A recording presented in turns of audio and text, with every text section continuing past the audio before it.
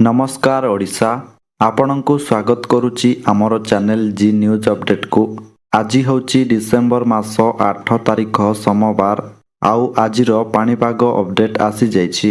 तेबे भिडियोटी आरंभ करने पूर्व समस्त को गोटे रिक्वेस्ट आमर चैनल को सब्सक्राइब करने सहित पाखरे आसुतिबा बेल आइकन को ऑन करने को जमारू भूलंतु नाई। हाड़भंगा जाड़े थरुची सारा ओडिशा सप्ताहे जाए थंडारू निस्तार नाई। हाड़भंगा झाड़े सारा ओडिशा थरुची उपकूलरू पश्चिम एवं पहाड़िया अंचल सबुठी एबे असह्य शीत लहरी जारी रही। राज्यर विभिन्न स्थान रे तापमात्रा जेभली भावे ह्रास पाइछि ताहा जनजीवन को अस्तव्यस्त करि पकाइछि। विशेषकर कंधमाल जिलार जी उदयगिरी रे सबुठारु कम तापमात्रा रेकर्ड करा जाइछि जहाँकि मात्र 4.4 डिग्री रही।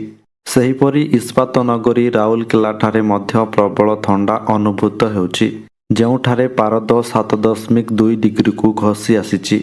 राज्यर ट्विन सिटी कटक और भुवनेश्वर ମଧ୍ୟ शीतर प्रकोप वृद्धि पाइछि। कटकरे 11.8 डिग्री एवं भुवनेश्वर 11.9 डिग्री तापमात्रा रेकर्ड करा जाइछि जहा फଳରେ सहरवासी कलबल हेउचंती। सेपटे भुवनेश्वर स्थित आंचलिक पाणीपाग विज्ञान केन्द्र पक्षरु आज पाई गुरुत्वपूर्ण सूचना मिली। आज मोट 7टी जिले में येलो वार्निंग जारी करा जाइछि। एहा सहित 29टी जिले में भीषण शीत एवं गोटे जिले में प्रबल शीत अनुभूत हेबो। ता सहित राज्यर समुदाय 30टी जिले में पाग सुखिला रहिबो बोली पूर्वानुमान करा जाइछि। तेबे आज पाई केउ केउ जिल्ला को सतर्क सूचना दिया जाइछि।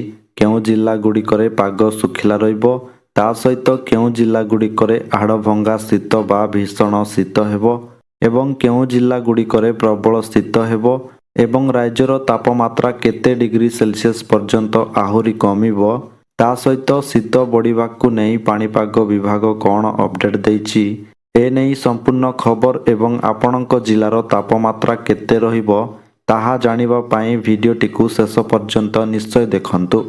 ता सहित चैनल रे नुआ करी आसीथिले आम चैनल जी न्यूज अपडेट को एबे ही सब्सक्राइब करी पाखरे आसुतिबा बेल आइकन को ऑन करी रखंतु।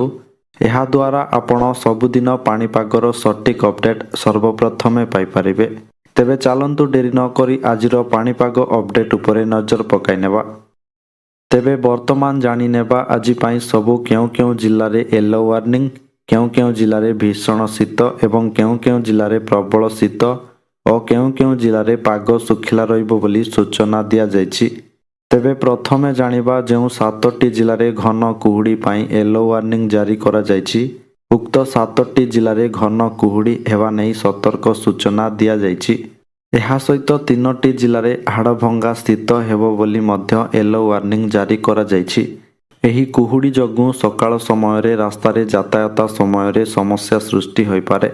जदि आपण एही जिल्ला गुड़िकरे थांती तेबे गाड़ी चलाइबा समय रे अधिक सतर्कता अवलंबन करंतु।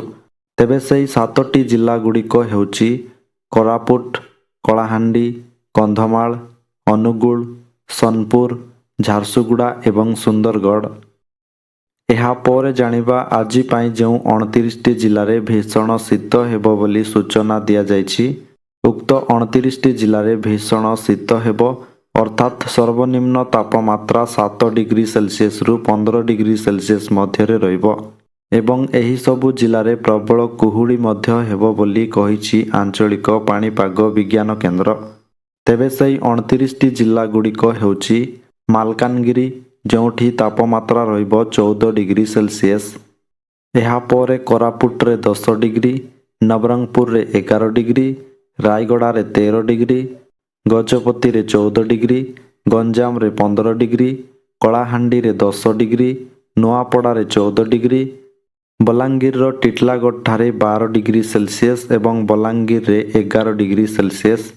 तापरे कंधमाल रो फुलवाणी ठारे सर्वनिम्न तापमात्रा 8 डिग्री सेल्सियस बा भीषण शीत हेबो। एहा परे बौद्ध रे 11 डिग्री, अनुगुल रे सर्वनिम्न तापमात्रा 9 डिग्री सेल्सियस रहिबो। तापरे सोनपुर रे 12 डिग्री, बरगढ़ रे 14 डिग्री, संबलपुर रे 12 डिग्री, ଝାରସୁଗୁଡ଼ାରେ ସର୍ବନିମ୍ନ ତାପମାତ୍ରା 8 ଡିଗ୍ରୀ ସେଲସିୟସ୍ ରହିବ ବା ସେଠାରେ ମଧ୍ୟ ଭୀଷଣ ଶୀତ ହେବ। ଏହାପରେ ସୁନ୍ଦରଗଡ଼ର ରାଉରକେଲାଠାରେ ସବୁଠାରୁ କମ୍ ତାପମାତ୍ରା 7 ଡିଗ୍ରୀ ସେଲସିୟସ୍ ରହିବ ବା ସେହିଠାରେ ଭୀଷଣରୁ ଭୀଷଣ ଶୀତ ହେବ ଏବଂ ସୁନ୍ଦରଗଡ଼ରେ 10 ଡିଗ୍ରୀ ସେଲସିୟସ୍। ଏହାପରେ ଦେଓଗଡ଼ରେ 14 ଡିଗ୍ରୀ, କେନ୍ଦୁଝରରେ ମଧ୍ୟ ଭୀଷଣ ଶୀତ ହେବ ବା 9 ଡିଗ୍ରୀ ସେଲସିୟସ୍ ରହିବ। ଏହାପରେ ମୟୂରଭଞ୍ଜରେ 11 ଡିଗ୍ରୀ, ବାଲେଶ୍ୱରରେ 12 ଡିଗ୍ରୀ, ଭଦ୍ରକରେ 13 ଡିଗ୍ରୀ, ଯାଜପୁରରେ 14 ଡିଗ୍ରୀ, ଢେଙ୍କାନାଳରେ 11 ଡିଗ୍ରୀ, କଟକରେ 12 ଡିଗ୍ରୀ, କେନ୍ଦ୍ରାପଡ଼ାରେ 14 ଡିଗ୍ରୀ, ଜଗତସିଂହପୁରରେ 13 ଡିଗ୍ରୀ, ଖୋର୍ଦ୍ଧାରେ 11 ଡିଗ୍ରୀ ଏବଂ ନୟାଗଡ଼ରେ 13 ଡିଗ୍ରୀ ସେଲସିୟସ୍ ତାପମାତ୍ରା ରହିବ। ଏହାପରେ ଜାଣିବା ଯେଉଁ ଗୋଟିଏ ଜିଲ୍ଲାରେ ପ୍ରବଳ ଶୀତ ହେବ ବୋଲି କୁହାଯାଇଛି। ଉକ୍ତ ଗୋଟିଏ ଜିଲ୍ଲାରେ ପ୍ରବଳ ଶୀତ ହେବ ଅର୍ଥାତ୍ ତାପମାତ୍ରା 15 ଡିଗ୍ରୀ ସେଲସିୟସ୍ରୁ 20 ଡିଗ୍ରୀ ସେଲସିୟସ୍ ମଧ୍ୟରେ ରହିବ ଏବଂ ଏହି ଗୋଟିଏ ଜିଲ୍ଲାରେ ମଧ୍ୟ ପ୍ରବଳ କୁହୁଡ଼ି ହେବ ବୋଲି କହିଛି ଆଞ୍ଚଳିକ ପାଣିପାଗ ବିଜ୍ଞାନ କେନ୍ଦ୍ର। ତେବେ ସେହି ଗୋଟିଏ ଜିଲ୍ଲା ହେଲା ପୁରୀ, ଯେଉଁଠାରେ ତାପମାତ୍ରା ରହିବ 16 ଡିଗ୍ରୀ ସେଲସିୟସ୍। ତେବେ ଏହାପରେ ଜାଣିବା ଯେଉଁ ସମୁଦାୟ 30ଟି ଜିଲ୍ଲାରେ ପାଗ ଶୁଖିଲା ରହିବ ବୋଲି କୁହାଯାଇଛି। ଉକ୍ତ 30ଟି ଜିଲ୍ଲାରେ ପାଗ ମୁଖ୍ୟତଃ ଶୁଖିଲା ରହିବ ଏବଂ କିଛି କିଛି ସ୍ଥାନରେ ପାଗ ମେଘୁଆ ରହିବ। ତା ସହିତ ଏହି ସମୁଦାୟ 30ଟି ଜିଲ୍ଲାରେ ଆଜି ପାଇଁ କୌଣସି ବର୍ଷାର ସମ୍ଭାବନା ନାହିଁ ବୋଲି ଏହି ସବୁ ଜିଲ୍ଲାକୁ ଗ୍ରୀନ୍ ଜୋନ୍ରେ ରଖିଛି ଆଞ୍ଚଳିକ ପାଣିପାଗ ବିଜ୍ଞାନ କେନ୍ଦ୍ର।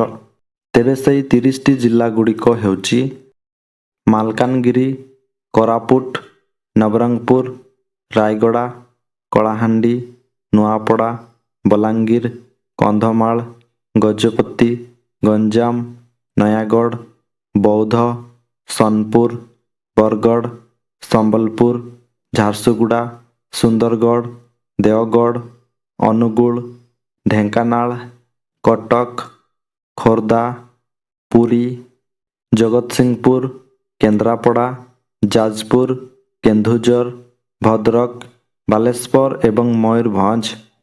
ଅନ୍ୟପଟେ ଭୁବନେଶ୍ୱର ସ୍ଥିତ ପାଣିପାଗ ବିଜ୍ଞାନ କେନ୍ଦ୍ର ପକ୍ଷରୁ ରବିବାର ଡିସେମ୍ବର 7 ତାରିଖ ଜାରି ହୋଇଥିବା ସଦ୍ୟତମ ଟ୍ୱିଟ୍ ଅନୁଯାୟୀ ଓଡ଼ିଶା ରାଜ୍ୟର ପାଣିପାଗରେ ଆଗାମୀ 7 ଦିନ ପାଇଁ କୌଣସି ବଡ଼ ପରିବର୍ତ୍ତନ ସମ୍ଭାବନା ନାହିଁ।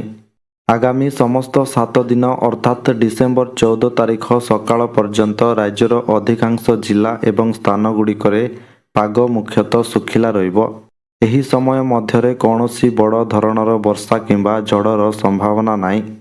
ଶୀତ ଋତୁ ଜାରି ରହିଥିବାରୁ ରାଜ୍ୟର ଉପକୂଳବର୍ତ୍ତୀ ଏବଂ ଆଭ୍ୟନ୍ତରୀଣ ଅଞ୍ଚଳରେ ରାତିର ତାପମାତ୍ରା ସାମାନ୍ୟ ହ୍ରାସ ଘଟିପାରେ, କିନ୍ତୁ ଦିନର ତାପମାତ୍ରା ସାଧାରଣତଃ ସ୍ୱାଭାବିକ ରହିବ।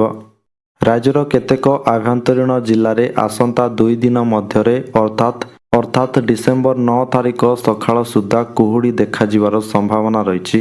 ଆଗାମୀ ସପ୍ତାହ ପାଇଁ ପାଗ ମୁଖ୍ୟତଃ ଶୁଖିଲା ଓ ସ୍ଥିର ରହିବ।